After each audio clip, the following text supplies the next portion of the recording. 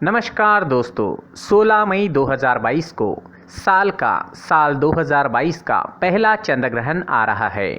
दोस्तों 30 अप्रैल को साल का पहला सूर्य ग्रहण लगा था, ये हम सब जानते हैं। अब साल का पहला चंद्र ग्रहण 16 मई 2022 सोमवार को लगने जा रहा है।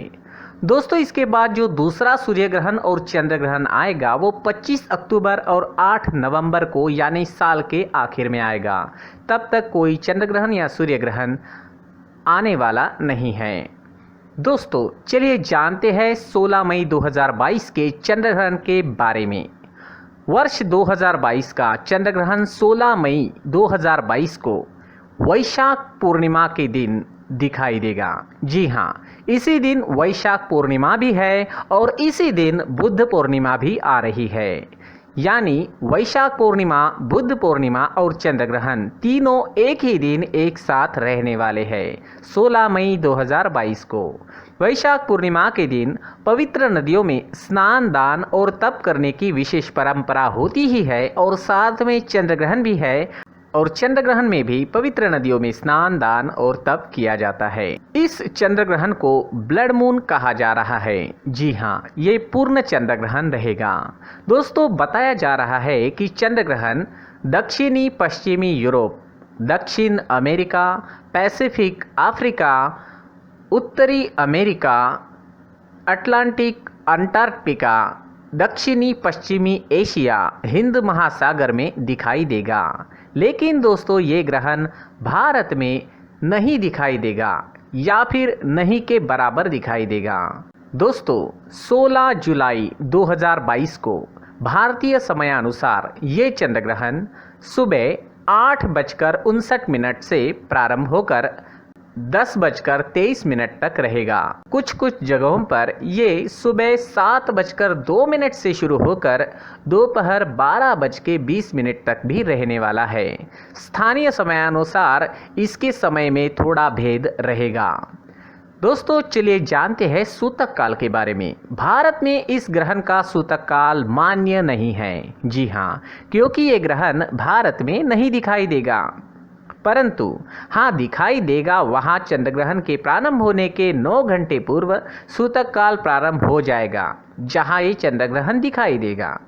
ग्रहण में लगने वाला सूतक काल एक अशुभ अवधि होती है जो ग्रहण से पूर्व लगता है और ग्रहण समाप्ति के साथ ही खत्म हो जाता है।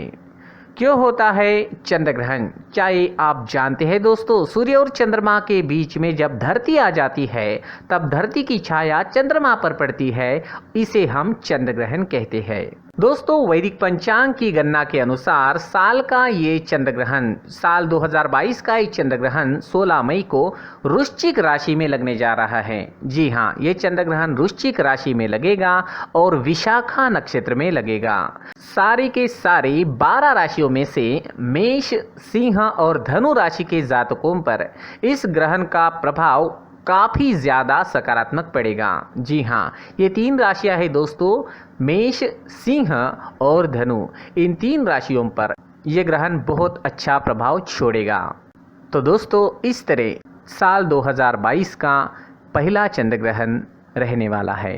चंद्र ग्रहण के दौरान हम सभी को कुछ सावधानियां बरतनी बहुत ज़्यादा ज़रूरी होती है। दोस्तों ग्रहण के दौरान कोई भी नया काम आप शुरू ना करें। जी हाँ, किसी भी नए काम की शुरुआत ग्रहण के दौरान नहीं की जाती, क्योंकि ग्रहण का समय अशुभ माना जाता है। तो ग्रहण के दौरान ध्यान रखें, कोई भी नया काम शुरू ना करें। चंद्र ग्रहण के शुरू होने से पहले खाने की सामग्री में तुलसी के पत्ते डालें। जी हाँ, तुलसी के पत्तों को खाने की सामग्री में डालें और तुलसी के पेड़ को ग्रहण के दौरान ना छुएं। यानी तुलसी के पत्ते जो आपको इस्तेमाल करने हैं वो सूतक लगने से पहले ही आप तोड़कर रख दें। चंद्र ग्रहण के दौरान आपको धार्मिक और प्रेरणादायक पुस्तकों को पढ़ना चाहिए। जी हाँ, इनको पढ़ने से आपके अंदर की नकारात्मक ऊर्जा दूर हो जाएगी। इसके साथ ही मंत्रों का जाप करना भी इस समय में नकारात्मक प्रभावों से आपको बचा सकता है। तो धार्मिक ग्रंथ और धार्मिक मंत्र, इन चीज़ों का आप इस समय में ज़रूर इस्तेमाल करें। ये आपके लिए नई ऊर्जा का स्रोत बनेंगे और आपको जीवन में आगे बढ़ने के लिए मदद करेंगे। दोस्तों, ग्रहण के दौरान खाना ना बनाएं और खाना ना खाएं। जी हाँ, ग्रहण के दौरान खाना खाना भी मना है और खाना बनाना भी मना है। खाना बनाना और खाना खाना दोनों ही ग्रहण के दौरान अशुभ माना जाता है। ग्रहण के दौरान गर्भवती महिलाओं को विशेष सावधानियां बरतनी जरूरी होती हैं। जी हाँ, इस वजह से ग्रहण के दौरान गर्भवती महिलाओं को तेज धारदार औजार जैसे चाकू, कैंची, छुरी, इन सब चीज़ों का इस्तेमाल नहीं करना चाहिए। नेल कटर का भी इस्तेमाल इस समय में नहीं करना चाहिए। इससे कहते हैं, इससे शिशु के स्वास्थ्य पर बुरा असर पड़ सकता है। दोस्तों, इस समय में यानी चंद्र ग्रहण के दौरान देवी देवताओं की मूर्ति और तस्वीरों को भी नहीं छूना चाहिए। आपने सुना होगा कि ग्रहण के दौरान मंदिर भी बंद होते हैं, मंदिरों के कपाट भी बंद कर दिए जाते हैं। कोई भी पूजा पाठ इस समय में नहीं होता है। तो इस समय में देवी देवताओं की मूर्तियों को और तस्वीरों को छूना नहीं चाहिए। दोस्तों, ग्रहण के दौरान दातून करने, बालों पर कंघी लगाने और मलमूत्र का त्याग करने से भी बचना चाहिए। जी हाँ, ये चीज़ें भी ग्रहण के दौरान नहीं करनी चाहिए। ग्रहण जब समाप्त हो जाए तो उसके बाद में पूरे घर में गंगा जल का छिड़काव जरूर करें। इसके लिए पहले ही गंगा जल घर में लाकर रखें। ग्रहण समाप्ति के बाद यदि आप ज़रूरतमंदों को जरूरी चीजें दान करते हैं तो इससे आपको अच्छे फलों की प्राप्ति होती है। जी हाँ, जिस तरह से ग्रहण के दौरान आप गंगा जल का छिड़काव करके घर, मंदिर और अपना परिसर शुद्ध करते हैं, उसी तरह ग्रहण समाप्ति के बाद चीजों को दान करने का विशेष महत्व होता है। जी हाँ, मंदिर में करें या कहीं भी करें, लेकिन दान इस समय में जरूर करें। दोस्तों, ग्रहण के दौरान आप जिस भगवान की पूजा करते हैं उस भगवान के मंत्र का जाप जरूर करें। इससे भी अच्छे फलों की प्राप्ति होती है। ग्रहण के दौरान चंद्रदेव की भी पूजा की जाती है और ध्यान लगाने की कोशिश भी की जाती है। तो दोस्तों, इस तरह ग्रहण में आपको सावधानियां बरतनी जरूरी होती है। ये सारी सावधानियां चंद्र ग्रहण के दौरान आप सभी लोग जरूर बरतें। दोस्तों, अब जानते हैं चंद्र ग्रहण पूर्णिमा के दिन क्यों पड़ता है। जैसे कि हम सब जानते हैं, सूर्य ग्रहण पड़ता है अमावस्या के दिन और चंद्र ग्रहण पड़ता है पूर्णिमा के दिन। लेकिन दोस्तों, हर पूर्णिमा को चंद्र ग्रहण नहीं पड़ता। इसका भी एक कारण है, जो है पृथ्वी की कक्षा पर चंद्रमा की कक्षा का झुके होना। यह झुकाव तकरीबन 5 डिग्री का है, इसलिए हर बार चंद्रमा पृथ्वी की छाया में प्रवेश नहीं कर पाता है, उसके ऊपर या नीचे से निकल जाता है। यही बात सूर्य ग्रहण के लिए भी सच है। सूर्य ग्रहण हमेशा अमावस्या के दिन होता है, क्योंकि चंद्रमा का आकार पृथ्वी के आकार के मुकाबले लगभग 4 गुना कम है। इसकी छाया पृथ्वी पर छोटी आकार की बढ़ती है, इसलिए पूर्णता की स्थिति में सूर्य ग्रहण पृथ्वी के एक छोटे से हिस्से से ही देखा जा सकता है।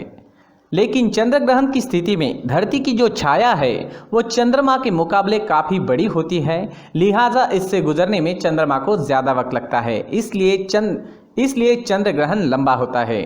सूर्य ग्रहण के दौरान चंद्रमा की छाया जो है वो पृथ्वी पर पड़ती है, वही चंद्र ग्रहण के समय पृथ्वी की छाया चंद्रमा पर पड़ती है। जैसे कि मैंने बताया है, जब सूर्य और चंद्रमा के बीच पृथ्वी आ जाती है तो सूर्य की पूरी रोशनी चंद्रमा पर नहीं पड़ पाती। इसे चंद्र ग्रहण कहते हैं। जब सूर्य, पृथ्वी और चंद्रमा एक सरल रेखा में होते हैं तो चंद्र ग्रहण की स्थिति होती है। चंद्र ग्रहण हमेशा पूर्णिमा के रात में ही होता है। एक साल में अधिकतम 3 बार पृथ्वी के उपछाया से चंद्रमा गुजरता है, तभी चंद्र ग्रहण लगता है। सूर्य ग्रहण की तरह ही चंद्र ग्रहण भी आंशिक और पूर्ण हो सकता है।